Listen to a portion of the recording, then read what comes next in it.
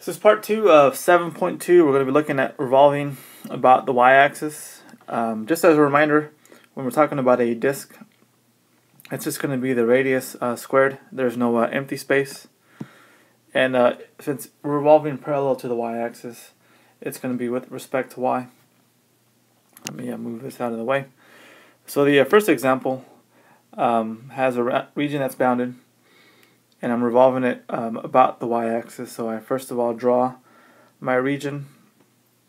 This is the line, or the curve I should say. Cube root of y looks like this, and it's going from 0 to 2 in the little scenario. And I'm revolving it about the y-axis, so it's going around this way. So you draw your sample rectangle from where you're revolving to the very edge of the region, so from here to here. And that's going to be the shaded part, this piece, which I've already shaded, but I'm going to shade over again. So you can notice that there's no empty space, so it's going to create a disk.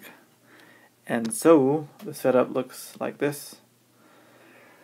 In this case, the rightmost, because it's with respect to y, the right is the cube root of y, and the left is going to be 0. So the setup's going to be the right minus the left, which looks like that. So your volume would be whatever value this integral is. Now you don't have to include the 0. I mean, obviously if you're subtracting by 0, you're not going to add or subtract by anything really. But just so I'm consistent with the notation, it's the right minus the left. Now if you were doing this, you wouldn't have to include the 0, but it's just there because, well, it just is.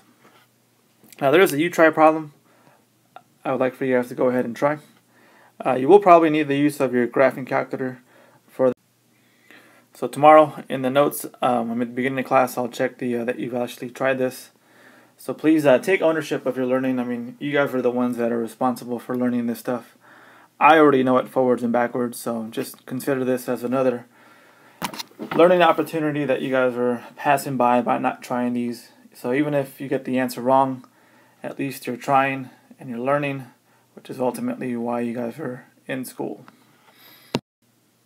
Alright, so next example deals with a washer. So just as a reminder of the washer, it's going to be the entire squared minus the empty squared. And if you're revolving it parallel to the y-axis, then it's going to be with respect to y.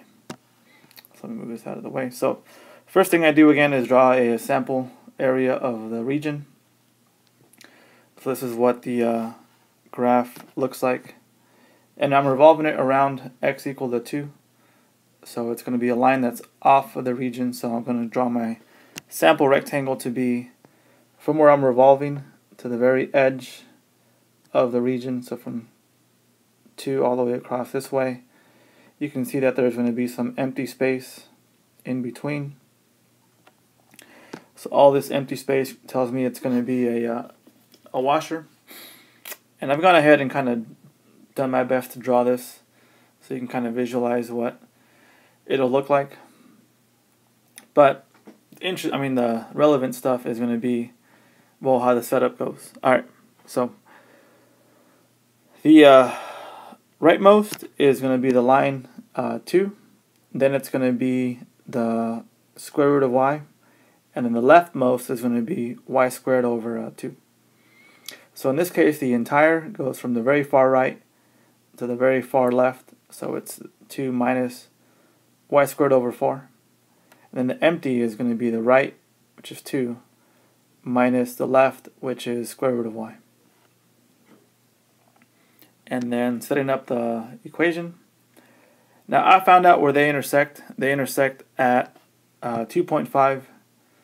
So it's not noted on here, but I went ahead and solved this equation. And the upper limit on the y-axis is going to be from 0. The upper limit is going to be 2.5. That's where I got this value from. And then again, the volume is going to be the entire squared minus the empty squared. And this would be your volume answer. Alright, and there is one last you-try. So give this problem a try. tomorrow in class we'll go over this. So I'll be looking at you've at least attempted this. So attempt the problem even if you don't get it right. At least attempting it will get you some progress towards learning the material. Okay, so I will be checking your guys' notes tomorrow in class. That's it.